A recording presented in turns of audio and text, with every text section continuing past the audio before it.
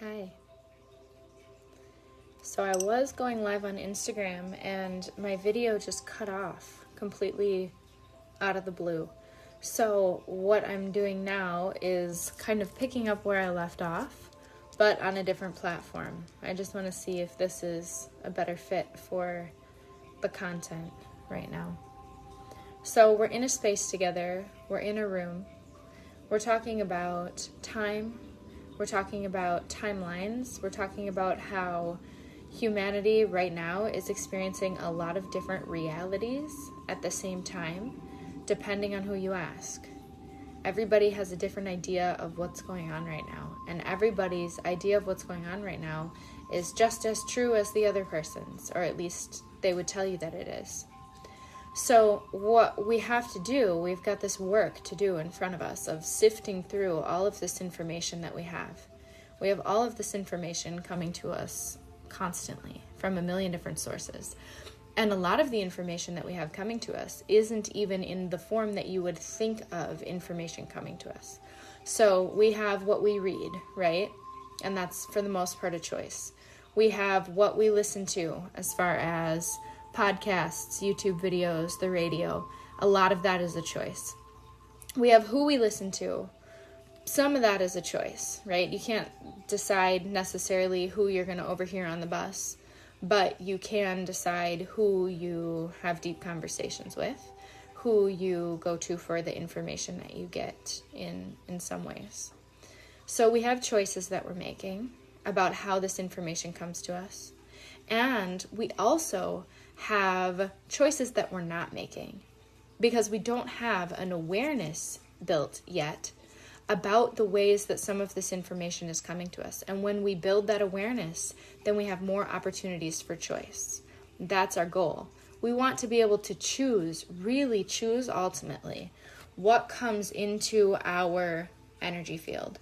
We want to be able to see, okay, that's what's out there asking to come in, and this is what I need.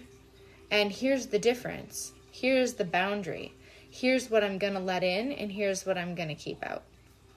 So that's what we're working on right now, ultimately, collectively, as a group, is increasing our awareness around what is available, and then also increasing our awareness as to what it is that we need, and then also increasing our awareness as to where we have choice. And ultimately, we have choice all the time. We have choice in every single moment. And I know that for a lot of people, that's a triggering thing to hear because there are lots of moments in our lives where we've felt like we don't have a choice, where we feel like there's absolutely no choice available.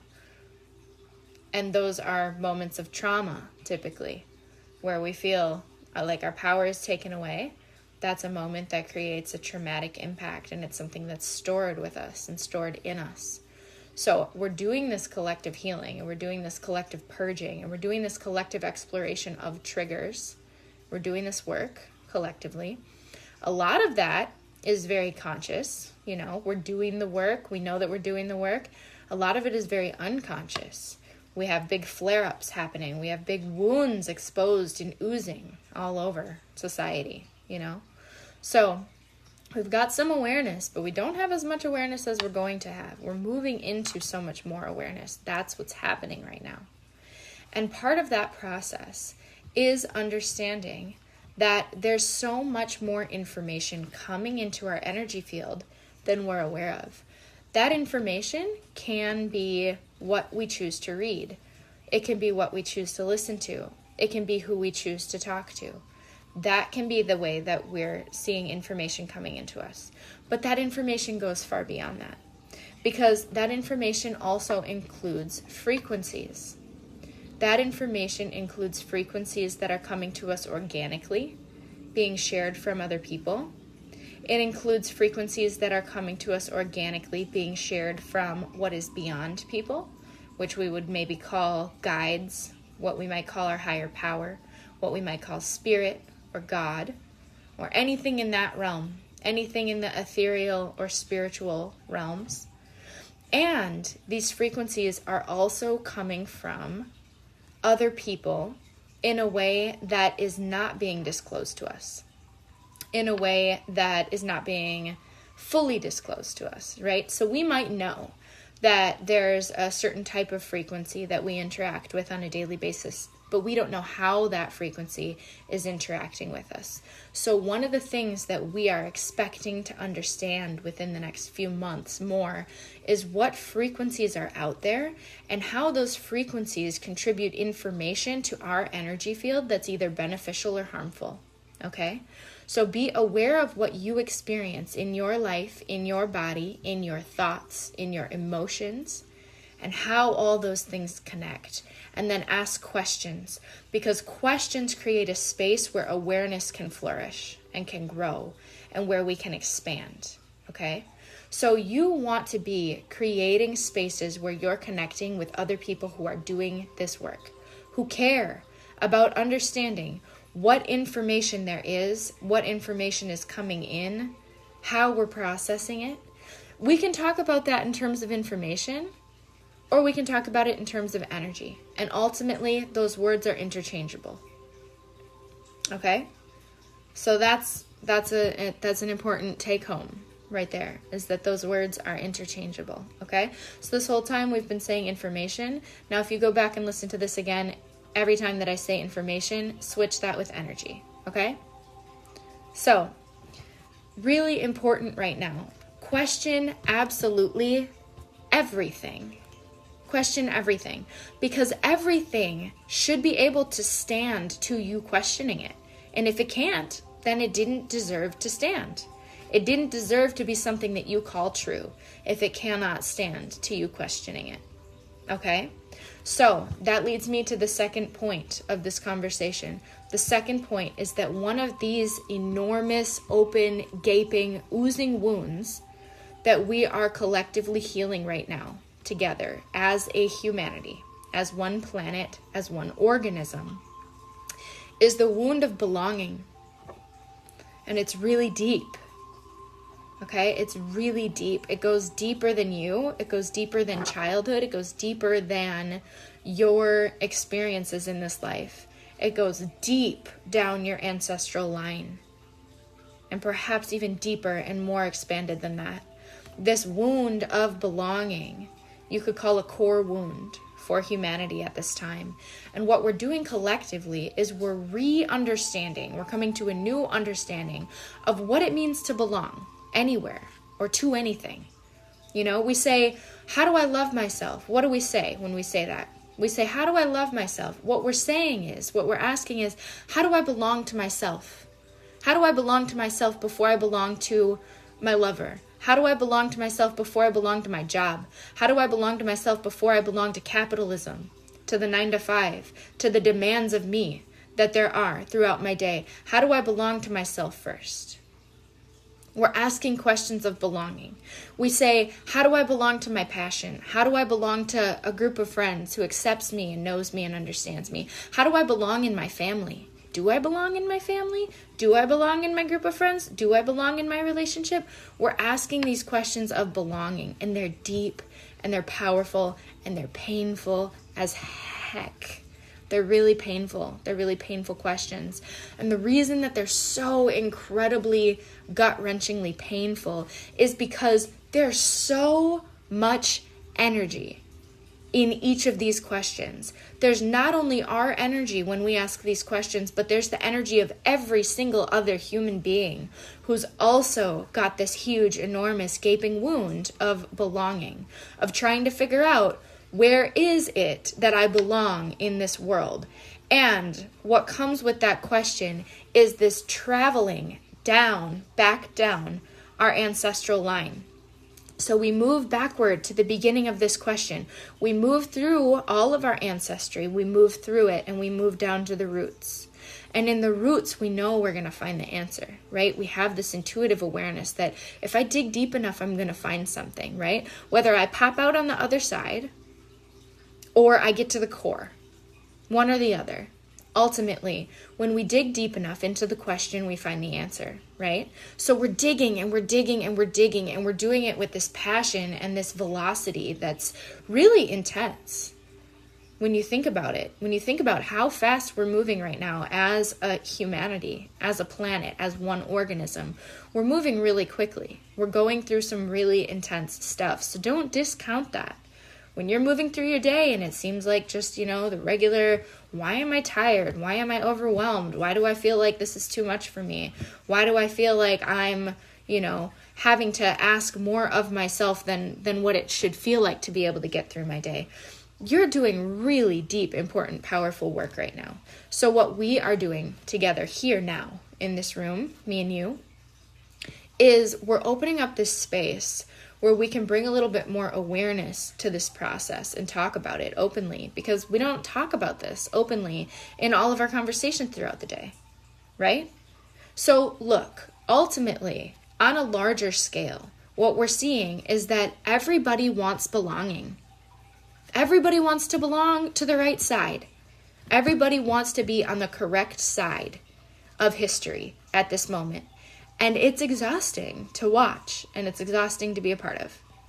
And if we don't narrow ourselves into our own intuitive center and work from that place, it is so easy for our energy to get leaky and to drain into all of these different areas that we want to be on the right side of history for. There's nothing wrong with wanting to be on the right side of history. We all want to do the right thing. We all want to create this change that we want to see in the world. But what is it that we're creating? What is it that we want to see change? What is that? Because for a lot of people, their answer is going to be, well, I want security. I want stability. I want to feel safe. A lot of people don't know what it feels like to feel safe. A lot of us do not know, ultimately, what it feels like to feel safe. We have some distant memory of maybe feeling like that sometimes. Maybe in childhood, maybe in some more distant expression of ourselves that could be a different life, or as a baby, or, but we don't really remember what it feels like to feel safe. What we know, what we're more familiar with, is what it feels like to feel unsafe. So we've got this deep, deep, deep aspect of this wound that is stability and security. And we know, ultimately, that we find stability, security, and safety in belonging. So you see how those are connected, right? So we're all doing this really, really deep root chakra work right now. We're doing root chakra work. We're doing work on the bottom of us, the part that plugs into the earth, the part that is the roots, the part that forms the roots. We're working here. We're working here together. So it's exhausting. It's really tiring, because this is our legs. This is the part of us that we just, it wants to fall. It wants to sit down. It wants to take a break, but we're going, and we're going really quickly, because we really know that ultimately we need to find this belonging and this stability. So we're all trying to belong, and we're all trying to create security.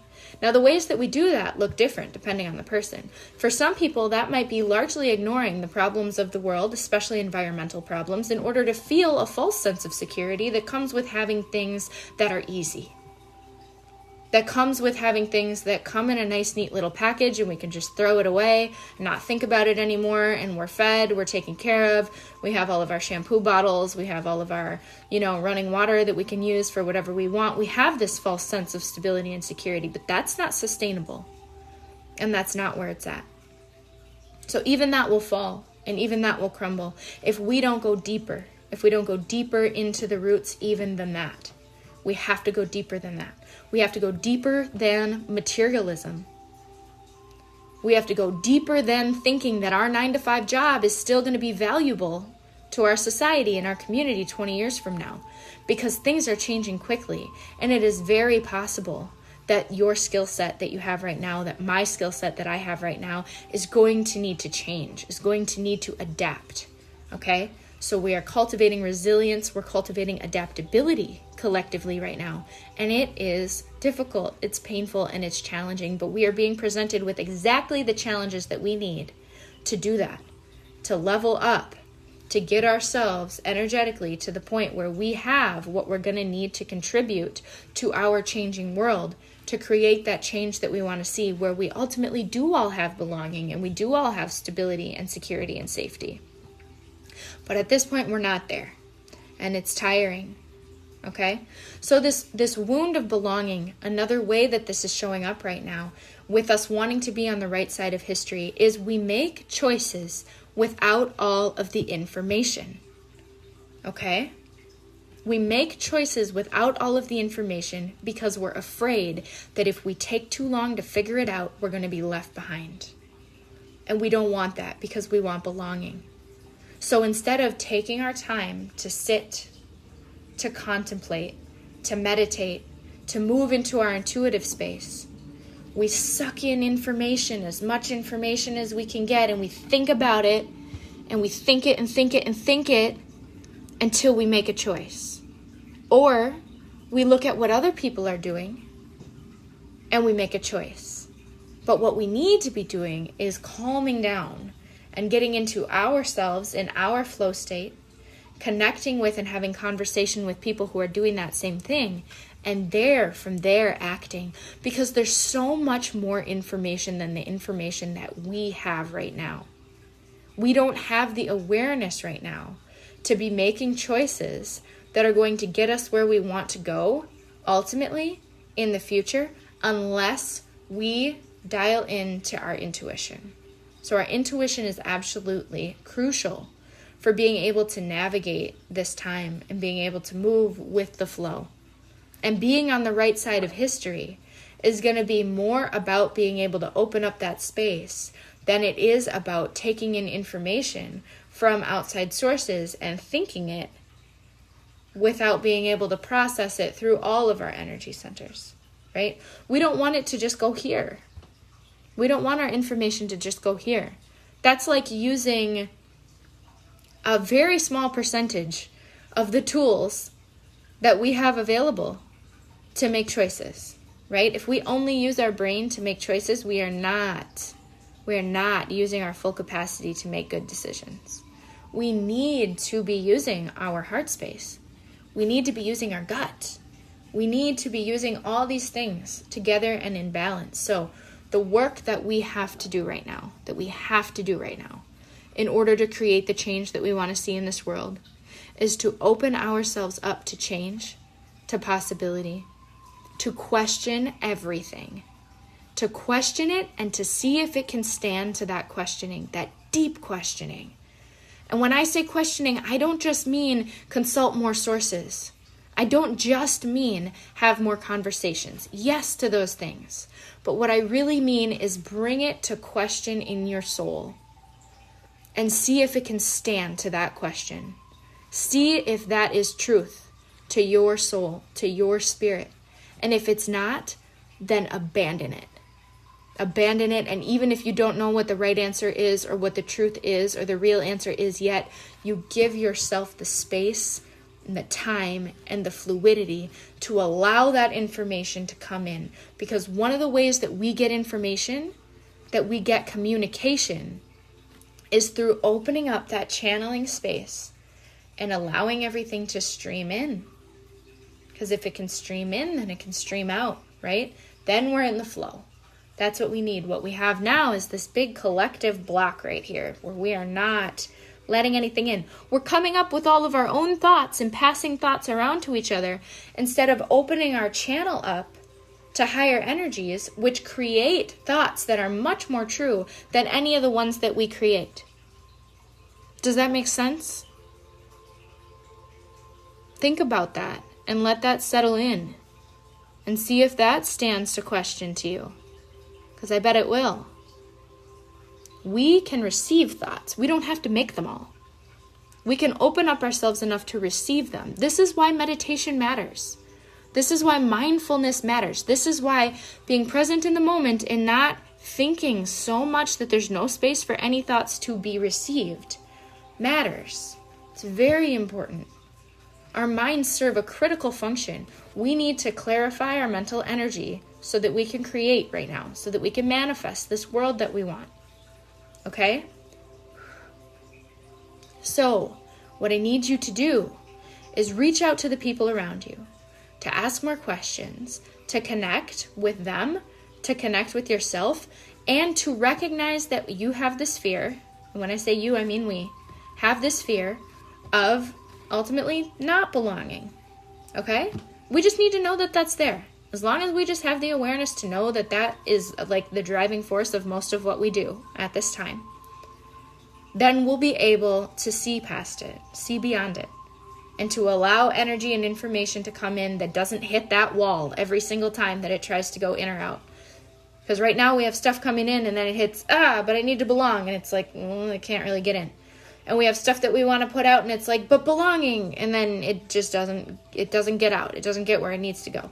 So in order to open up this energy, in order to get ourselves into the flow where we need and want to be, we just need to recognize that. We just need to bring awareness to it. Awareness is increasing. It's part of the process. So we need to just open up, go with the flow. Last thing that I want to say is that your dreams are really potent right now. And you need to pay attention to that. Because we're doing a lot of this healing together on planes of awareness that are not our waking world. We exist on many planes. Even just within you in this moment, there are many planes of existence that are all playing into this one reality, this one experience. When we sleep, we access different ones.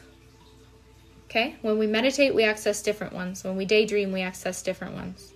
All sorts of different ones. We're learning about that. We're learning how to choose what we access and when, how to clarify that information and bring that through, right? Dreams are going to help us right now a lot. Dreams are a place where we can do healing that we can't do yet in our waking world because the confines of our waking world are a little too much. They're a little too rigid. And some of those frequencies that we're receiving in our waking world that create confines around us are not there when we sleep. So we're able to actually connect and heal with each other in relationship in our dream spaces in ways that we can't in our waking world right now. So be aware of your dreams. Don't be afraid to bring information from your dreams into your waking world and allow that to contribute to this space too, to this plane. Okay? I hope that something that I've said tonight has been helpful to you. And I hope that if this has been helpful to you, you'll share it with someone. Bypass the fear of worrying that you won't belong and share it with someone. Share your perspective and your curiosity and your idea that maybe there's more to this world than we've talked about so far, you know? So be willing to do that. Be willing to open up past all those things and you will benefit and you will flourish. I love you. Good night. Thank you for listening.